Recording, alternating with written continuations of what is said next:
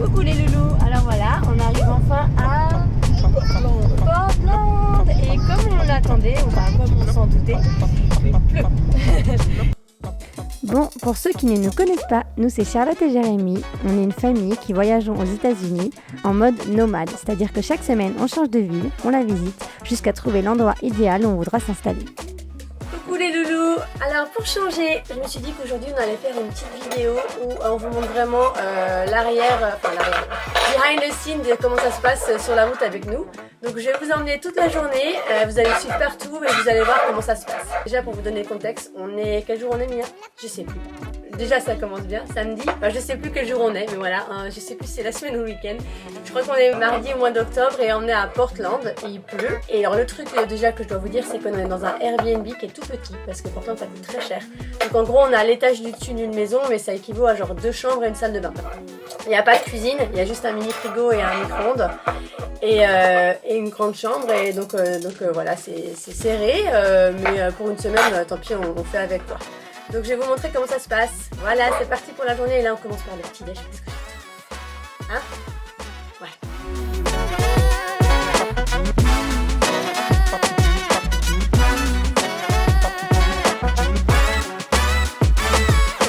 Alors comme vous pouvez le voir, on a du poulain parce que oui, c'est les luxes qu'on s'offre quand tu vis aux États-Unis depuis un bout de temps et que tu adores ton chocolat chaud et que tu aimes pas le Nesquik parce qu'il est trop sucré ici.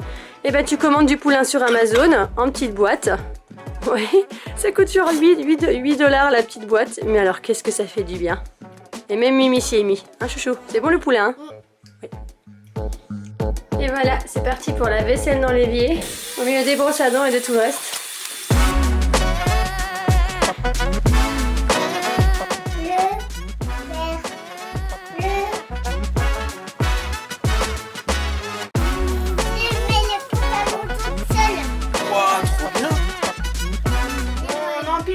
D'hiver et d'été quand on a passé ce fringue, tu vois. T'achètes un collant et du coup le petit short d'été bah, il est réutilisable. Voilà. Hein, on improvise. Le petit coin où Jérém travaille la journée pendant que nous on fait nos choses. Allez vas-y.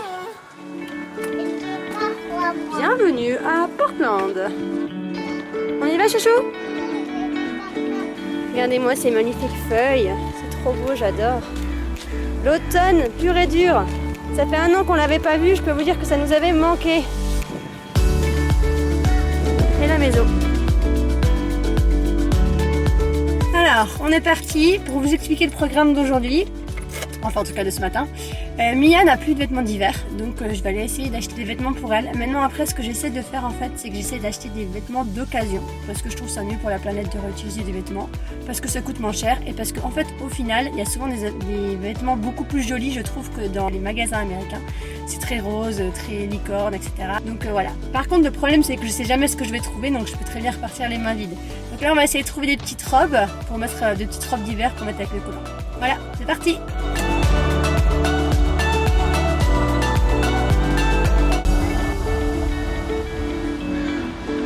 Voilà, nous voilà dans le magasin. Voilà, c'est les rayons de 3 ans. Celle-là, elle est pas mal, mais malheureusement, elle est trop petite. En fait, elle est entre 2 tailles. Elle est entre 3 ans et 4 ans, et du coup, c'est pénible, parce que je trouve jamais ce que je veux. On va essayer de refaire le plein de livres, parce qu'en fait, on en avait plein en français. Et on les a oubliés, je pense, dans un des hôtels. Donc, il faut que je trouve des livres qui sont compacts et qui prennent pas de place.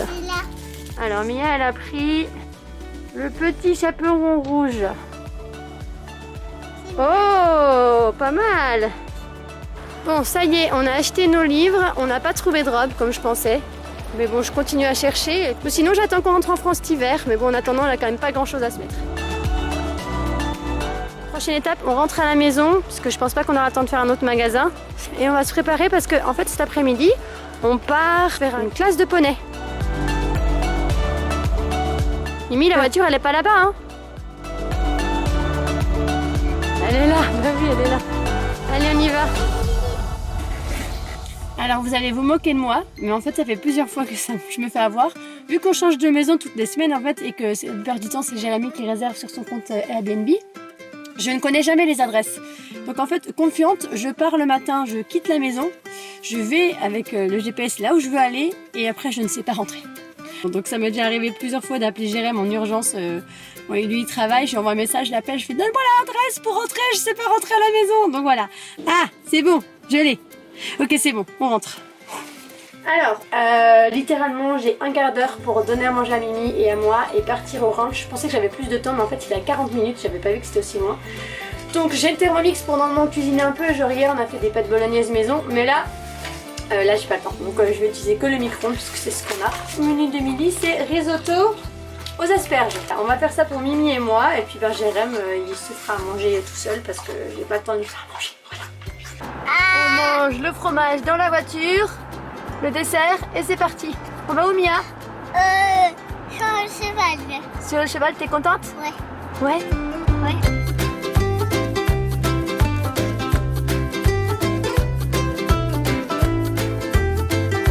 On va au cheval. T'es contente?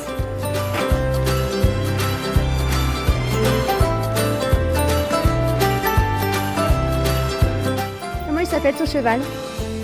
Ginny, oui.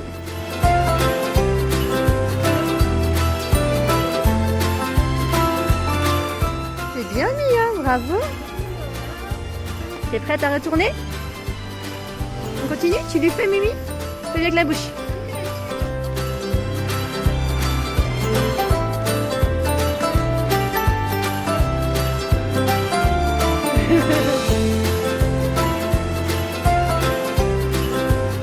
Tu as aimé Mia?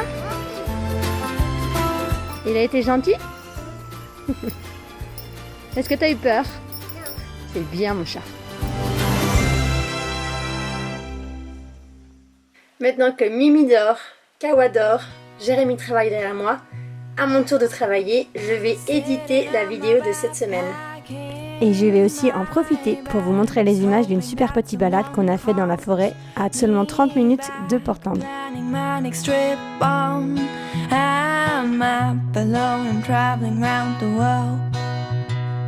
And I would wish that someone asked me to stay, because I'm getting tired of walking away. My only destination is hope, but now I'm missing home.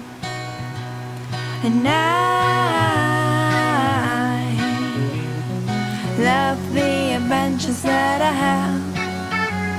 I just like to have a place to come back, a warm house, friends to tell. Une fois Mimi réveillée, on part se dégourdir les jambes à l'air de jeu avant de rejoindre un copain au restaurant et enchaîner avec un match de basket.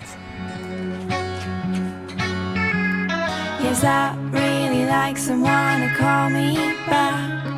Next time I pack my bags. Ils sont trop beaux les parcs, franchement c'est juste trop beau. T'as les couleurs d'automne, t'as les jeux au milieu des grands arbres.